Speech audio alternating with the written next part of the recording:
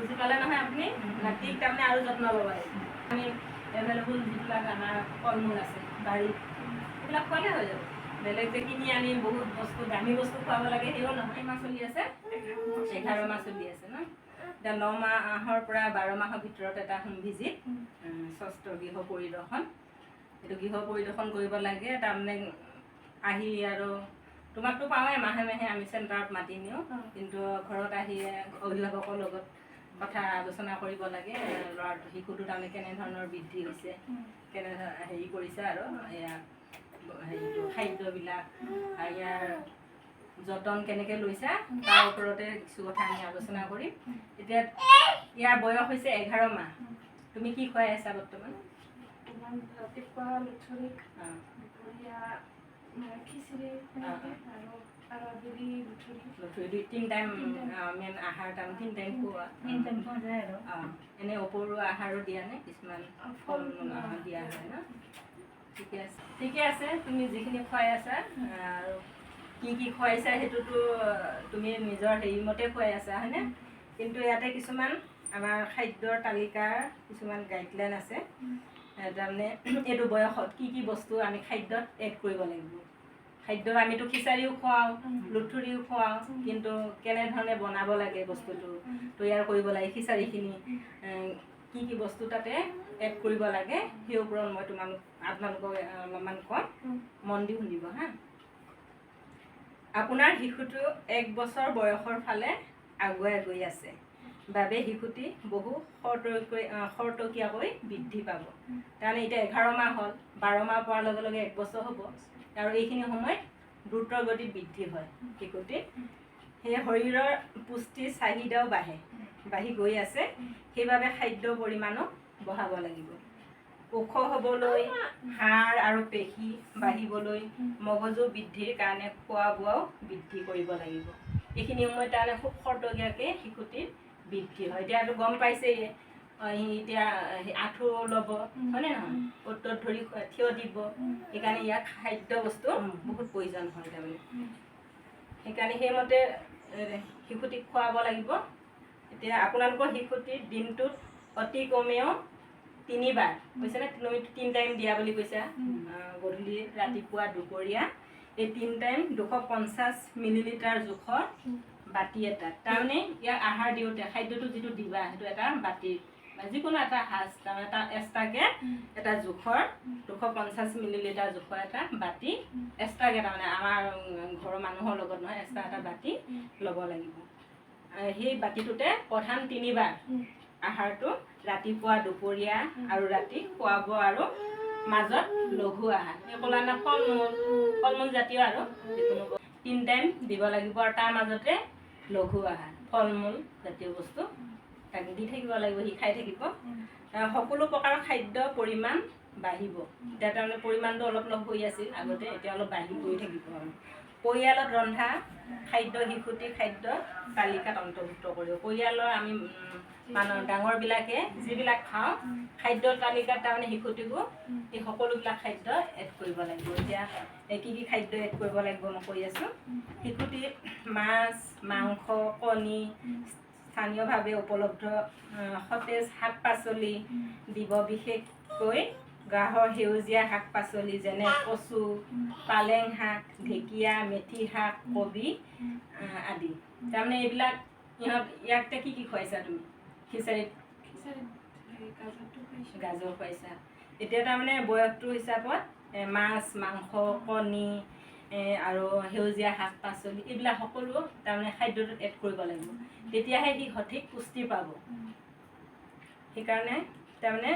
এনে খাদ্যটো আমিতো দিছোঁৱেই 3 টাইম খাদ্য দিছেই কিন্তু কি এড কৰিব লাগে হয়তো তোমালোকে বা আপোনালোকে জনা নাই হয়নে সেইকাৰণে এইখিনি বস্তু তাৰমানে লাহে লাহে অলপকৈ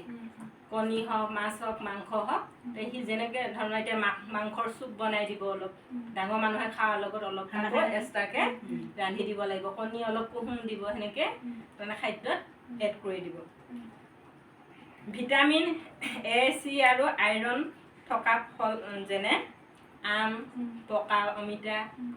কমলা কঁঠাল মধুৰিআম তৰমুজ খাদ্য তালিকাত অন্তৰ্ভুক্ত কৰিব A আৰু C থকা এইবিলাক ভিটামিন এইবিলাক ফল মূলত থাকে সেইবিলাক এড কৰিব লাগিব উপৰুৱা খাদ্য সিহঁতক কাটি অলপ অলপকৈ সৰু সৰুকৈ দিব লাগিব কাটি এতিয়া ভালদৰে বুজি পালে না তাৰমানে কিয় খাদ্যটো আমি খুৱাই ঠিকে খুৱাইছোঁ হয়নে খিচাৰি খুৱাইছোঁ লুথুৰি খুৱাইছোঁ কিন্তু এইবিলাক খাদ্যত আমি এড কৰা নাই এইটো বয়স যিহেতু হৈ গৈছে এতিয়াৰ পৰা তুমি এইখিনি কৰিবা খিচাৰীত এইবিলাক এড কৰি দিবা আৰু উপৰুৱা খাদ্য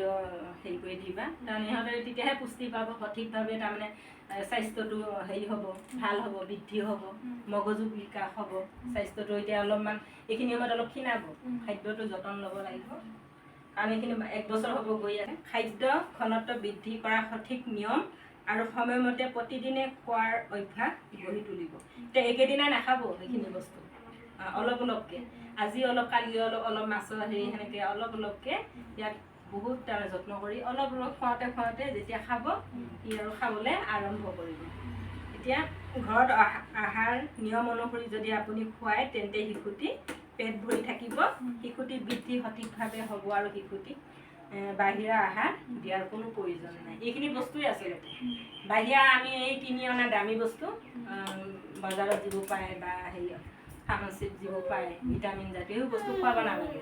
আমাৰ এইবিলাক থলুৱা খাদ্য আমি ঘৰত যিবিলাক ডাঙৰ মানুহে আমি ব্যৱহাৰ কৰোঁ খাদ্যত হেৰি খাওঁ এইবিলাকেই তাৰমানে সিহঁতক যত্ন কৰি খুৱাব লাগিব সেয়ে তাৰমানে সিহঁতক খোৱা সেইটো বেলেগ হ'ব এতিয়া মাছটো ধৰি লওক মাছটো তাক কেনেকৈ খুৱাবলৈ আমি ডাঙৰ মানুহ যিহেতু খাব নোৱাৰিম তাক অলপমানকৈ বনাই দিব লাগিব সেইখিনি বস্তু খাদ্য যেতিয়া এড কৰিবা তেতিয়া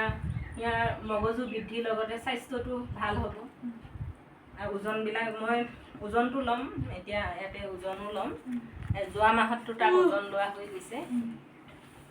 প্ৰতি মাহতে আমি ওজন সেইকাৰণে লওঁ আচলতে শিশুটি কিমান কেনেধৰণে বৃদ্ধি পাইছে এতিয়া প্ৰতিটো মাহতে তাৰমানে শিশুটো বৃদ্ধি কিমান হৈছে সেইটো আমি ওজন ল'বই লাগিব যে তোমাক যোৱা মাহতো মাতিছোঁ তাতো ওজন হাইটবিলাক লোৱা হৈছে গতিকে এইটো মাহতো ল'ম আৰু ইয়াৰ লগতে আৰু এটা কথা তাৰমানে শিশুক বাহিৰা বস্তু যিকোনো বিস্কুট চাহ এইবিলাক খোৱা অভ্যাস নকৰিবা হা বিস্কুটটো তাৰমানে বিস্কুটটো বা কোনো ধৰণৰ হেৰিয়ে নহয় পুষ্টিয়ে নোযোগায়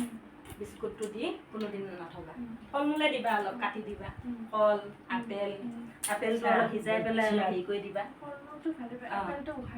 উহাই পেলাই খাব লাগে উহাই সিজাই দিব টান বস্তু আপেল কল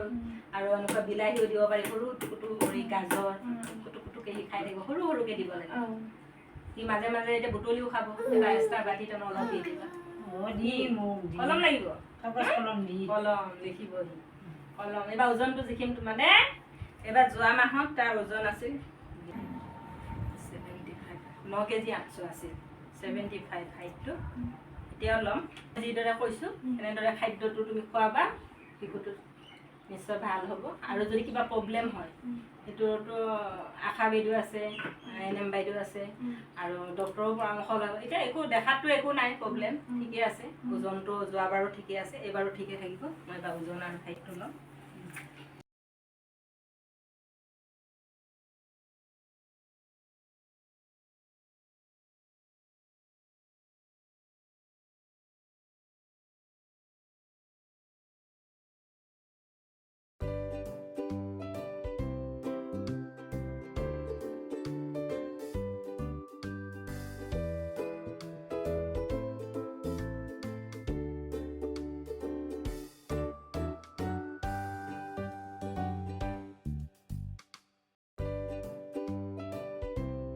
এতিয়া আমি ওজনটো ল'লোঁ তাৰ হাইটটো ল'লোঁ তাৰ যোৱা মাহত হাইট আছিল 75 এইবাৰ পাইছোঁ 77 বাঢ়িছে হাইটটো আৰু ওজনটো 9 কেজি 800 এইবাৰো 800 পাইছোঁ মানে অলপ দুৰ্বল হৈছে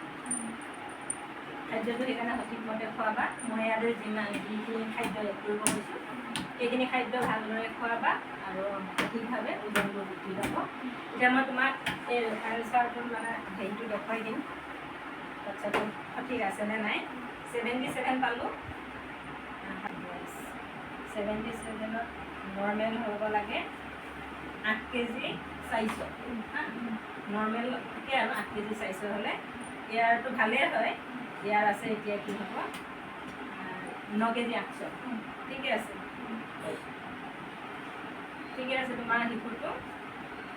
বহুত তাৰমানে স্বাস্থ্যটো এতিয়া ঠিক দিশতে গৈ আছে আৰু ভালদৰে যত্ন ল'বা আৰু ভাল হ'ব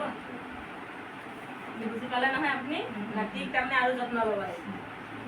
কমাব তাৰমানে ওজন থাকিব নোৱাৰে তাৰমানে ওজনটো একে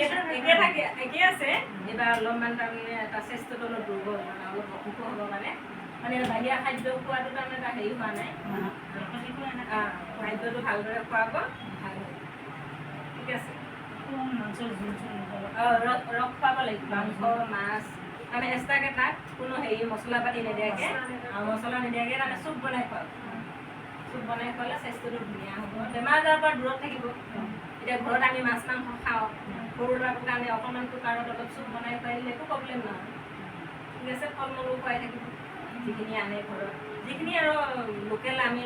এভেইলেবল যিবিলাক আমাৰ ফল মূল আছে বাৰীত সেইবিলাক খোৱালে হৈ যাব বেলেগ যে কিনি আনি বহুত বস্তু দামী বস্তু খুৱাব লাগে সেইও নহয় এতিয়া ওজনটো ঠিকেই পালোঁ কিন্তু অহা মাহত যাতে আৰু বৃদ্ধি হয় আৰু ঠিক আছে কিবা প্ৰব্লেম পালে আমাক জনাবা